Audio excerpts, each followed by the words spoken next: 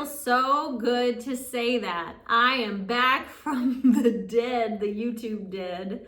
I knew I wouldn't leave YouTube forever, but I needed a break to focus on real life. I'm filming on an iPhone, so it might look different. I hope I'm looking in the right spot. I didn't even think about that before I started. I think I am. There's like a little green light. I'm not the best with technology. But a lot has transpired, and I've learned a lot. So this is basically going to be kind of life updates, life lessons, and whatever pops in my head. Really, I haven't planned this out. But I wanted to say hi. A lot of you have reached out, said you missed me. YouTube's lonely without Pebble. Lots of super duper sweet comments. So thank you so much for that. I was thinking, oh, I don't know when I'm going to come back or how it's going to work. It was nice to just get off of social media for a while. I even deleted my Instagram because I just didn't sit well with me. It didn't feel right. And so now I'm going to do this in moderation and just sort of see as it comes and goes. I want to spread great things in the world, light, peace, joy, any insights I have that might help other people. But I also don't want to encourage everybody to be on the internet all the time. That's not my thing. And so by me stepping away from it, I felt like I was contributing more to hopefully lessening some of the hours people are online. I mean, not significantly, right, of course, but every little bit helps to go out, connect with people in real time. So, as for me, I got into a relationship and recently had yet another breakup. I've made videos about breakups before because I've gone through so many of them at this point. It's kind of a joke. It's kind of ridiculous. And I'm piecing different things together, what my part is in it, what their part was in it, and trying to, each relationship, I learn new things about myself. And of course, nobody's perfect, but goodness gracious, I'm like, oh my gosh, I feel like this never-ending project. But a lesson I've really learned from that is that I really need to just focus on me and my dreams and my life and my happiness. Because I think especially as an ENFJ, going back to Myers-Briggs land where I started this YouTube channel, it can be so easy for us to really put other people and their dreams and their lives first and sort of just meld into that and be what they need us to be. But that's not going to create sustaining happiness. And if those goals don't really align, then it's a mismatch. So just going to take some time and find Rebecca in a big way. I don't know what that looks like. I don't know if I'm going to share that journey here. I mean, probably if I'm recording more frequently. And maybe it will help those of you that feel the same way, that you maybe have failed relationship after failed relationship and you're like, oh my gosh, what do I need to do? Well, I guess for those of us, we just need to take a little pause and figure out, okay, what's going on here? Why can't I find the right person? Why can't this work? Why can't this stick?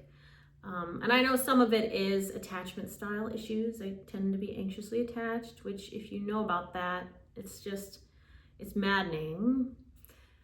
And if you don't know about it and you're somebody that's in the dating world, I highly recommend reading the book Attached or listening to the audiobook, which is on YouTube, or was when I first looked into it, for free. So that's awesome. And it'll just help you understand why people are the way they are in relationships. Maybe give you a better insight as to why people react the way they do based on their attachment style. But I won't go into that here. That's not what this is about. Another lesson I learned through that breakup was that my students, because many of you know I'm a special education teacher, my students saved me in ways that I didn't expect. I'm always wanting to serve them, but they serve me.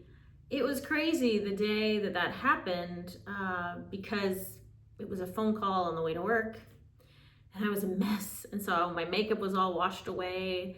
I looked just haggardly. I looked terrible. I was clearly very sad, very distraught. I could not stop crying. And I had a student just tell me how much he appreciated me. And I I was a light for him, and he really struggles with being bullied. And he prayed for me, and I prayed for him, and it was so sweet. And I had other students give me hugs and get excited to see me. And I said, I look so bad. I'm so sorry. I'm just going through some stuff. And one student said, you look great. I thought, oh my gosh, they're so, so, so sweet. And they were there when I just needed that love and connection. And it just reminds me, because sometimes I fight it. I say, oh, I don't know if I want to keep being a teacher. It's a lot for so little. But then there are days like that, moments like that, where I'm reminded, it's a really beautiful synergy between myself and the kids. I can pour into them, and then sometimes they get to pour back into me. Doesn't happen every day necessarily, but they are sweet when they give hugs and they say they're excited to see me, and that they appreciate me as their teacher. So that was something beautiful that came out of that I didn't expect. And I think also I'm trying to lean on faith in that everything is for our highest good, and trusting God that maybe the path is weird. I've talked about this in so many videos. I feel like I always talk about the journey because I struggle with that. I want to get to the destination. And that was part of the point of contention in the relationship, is that it was too much pressure on him to want things to move a little faster. And so I think I need to really just pause and take a breath and trust that the winding road isn't a bad thing, that there are reasons that things are falling into place the way they are, or breaking down the way they are, and having that faith and trust. So those are the three big things. I'm really not going to make this too long. I'm meeting a friend for breakfast. And then I'm going to see the Beach Boys tonight in concert, which is super cool because I've been on a Beach Boys kick, and then I found out they're coming to town, and I thought, oh, this is perfect. This is perfect. Even though Brian Wilson won't be there and some of the other brothers have passed away, which is unfortunate, but they still are rocking it, and I still would love to see them live. So, all right, guys, thank you so much for listening. I don't know what's going to happen with the channel, but I appreciate you. Please let me know how you're doing. I'd love to hear from everybody. It's been a long time, and hopefully I can just keep recording whenever I get the time, the energy, and something inspirational. I don't want to just spat off random stuff. So please take care, and I will see you guys in the next one.